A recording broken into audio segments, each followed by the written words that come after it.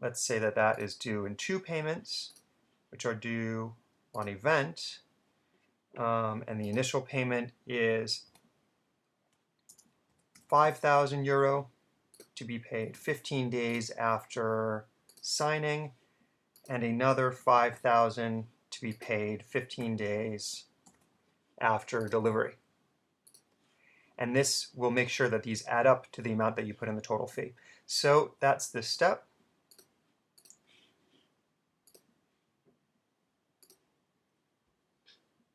And we will continue. And now we have materials and delivery. Now we can specify what formats we want delivered to us. Let's keep this simple and just ask for a digibeta tape. There it is. We can specify any kind of delivery elements that we want included.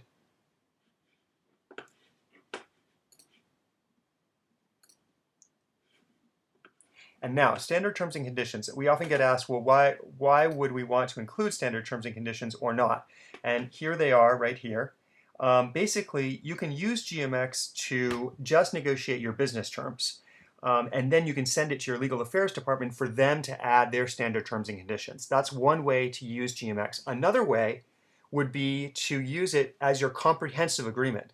And in that case, you can click yes, and these standard terms and conditions will merely be attached to the offer that you're negotiating back and forth. And then it's very simple. You can just use these terms, you can sign it, you can send it over to the counterparty and have a comprehensive agreement. But in this case, let's say no. Just for simplicity, let's say no, we're just negotiating business terms or commercial terms, and then our lawyers will draft a long form based off these terms. And now as a final step, we can review. And here we can look at all the details of the offer before we send it over, make sure it looks good. And if everything looks good, let's save and exit. And now you'll get to see what happens outside. Now you can choose to edit this memo further. We can go back, or we can submit it over the counterparty. Now let's submit. Let's say, please let us know if these terms work for you. Great, so now we've submitted our offer. And here it is, this is the initial offer. If we click here on initial offer, we can pull up a copy. And here it is, we can save this as a PDF, we can print this out. And now the ball is in the seller's court. We've thrown that ball over, and now let's log out and let's log in as the seller and experience what the seller experiences. So we're going to log in as GMX demo seller. So now we're logged in as a seller. We're a completely different person. And the buyer, who we were just pretending to be a moment ago, has sent us an offer. And here we have an offer that has been sent. So let's click and open this. And this says, congratulations, you've gotten an offer. Please let us know if these terms work for you. That's the note that we just wrote a moment ago. So let's view this offer. Now the first thing it's going to ask us is to create a folder to put this in. So let's call this new offer from XYZ buyer. And it's going to create that same folder that we saw before, and it's already going to be populated with the company and the contact, and then here's the offer. And now we can edit this, we can accept it, we can reject it, we can request that they come back to us with a better offer, or we can just acknowledge it and say, hey, I got it. Well, let's review it. Now we click here, and this is the initial offer, and here it is, and we can read it over. We've never seen this before because it was the other people who drafted it. And so we're seeing this for the first time. We could save it as a PDF and share it internally. We could print it out and walk it over to someone internally. Now let's say we want to change some of these terms and we want to create a counter offer. Then we click Edit Memo, and this creates a counter offer. So we're going into this offer, and now that we've clicked into this deal wizard, we have created a counter offer. So let's change, let's say we just want a greater licensing fee for this. So let's just change this to 15 euro. And now Now this doesn't add up, because we're asking for more money here. Let's add a third payment. We want them to pay 5,000, 5,000, and then another 5,000 on the first date of the window. So, yep, initial licensing period. Let's make that 15 days also. Great. So let's save and exit. So now our current memo is the counteroffer. And now you'll see a new button here that says Submit Counteroffer.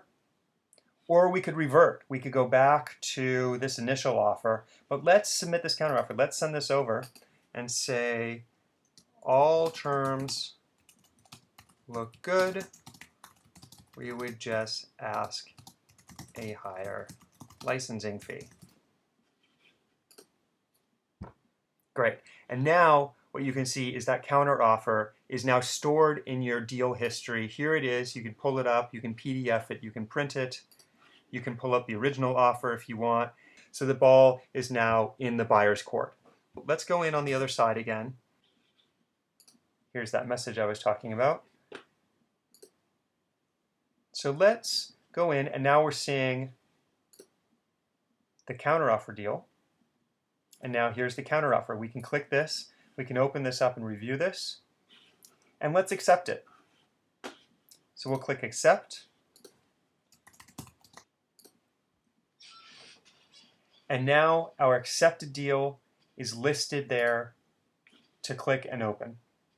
And now we can PDF this or print this. So in this case, so now what happens? We have an accepted offer, and what we chose to do, what we chose to use GMX for were the commercial terms. So now our lawyers need to draft this into a contract. If we clicked here, it would save deal as a PDF and we could send it to our legal department. If we had chosen to make GMX our comprehensive agreement, we could click print here, simply sign it and send it over to the counterparty. So now that the deal is complete, the buyer and the seller contact each other directly to exchange invoices and to exchange delivery of the assets, be they tape or file.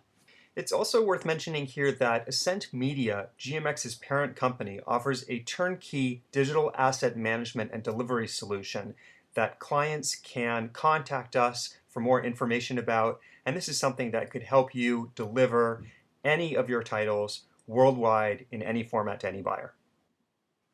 Let's finish briefly by talking about how a seller can initiate an offer, because most people understand how the buyer can initiate an offer, but they're not aware that the seller can actually proactively initiate an offer. So let's log in as the seller.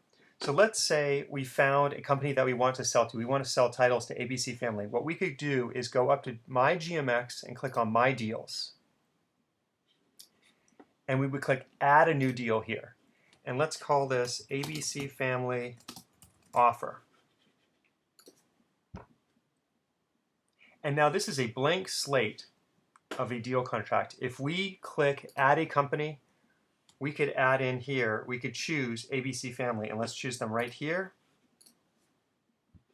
We could add them in, we could add a contact, and let's send it to Tom Zappala.